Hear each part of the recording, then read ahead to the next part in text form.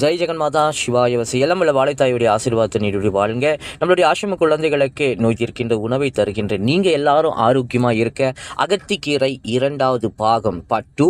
குழந்தைக்கு பால் இல்லாத தாய்மார்கள் அகத்திக்கீரை வாரம் ஓரிரு முறை பருப்புடனோ அல்லது பொரியாலாகவோ சமைத்து சாப்பிட தாய்ப்பால் பெருகும். கபம், குட்டம் ஆகிய நோய்களுக்கு வாய்ப்புண், குடல் புண்ணுக்கும் அகத்திக்கீரை நல்ல மருந்தாகும். தாய்மார்களுக்கு மார்பில் கட்டி தோன்றி வலி ஏற்பட்டால் அகத்திக்கீரையோடு சுக்கு சேர்க்க அரைத்து கட்டி உள்ள மார்பகங்களில் இரவில் பூசி வைத்து காலையில் குளிக்க நல்ல பலன் தெரியும். அகத்திக்கீரையில் கால்சியம் அதிகம் உள்ளது. ஒரு பிடி அகத்தியில் 10 டம்ளர் பாலில் உள்ள கால்சியமும், அரை கிலோ ஆட்டு இறைச்சியில் உள்ள கால்சியமும், 20 முட்டையில் உள்ள கால்சியமும் இக்கீரையில் கிடைக்கும்.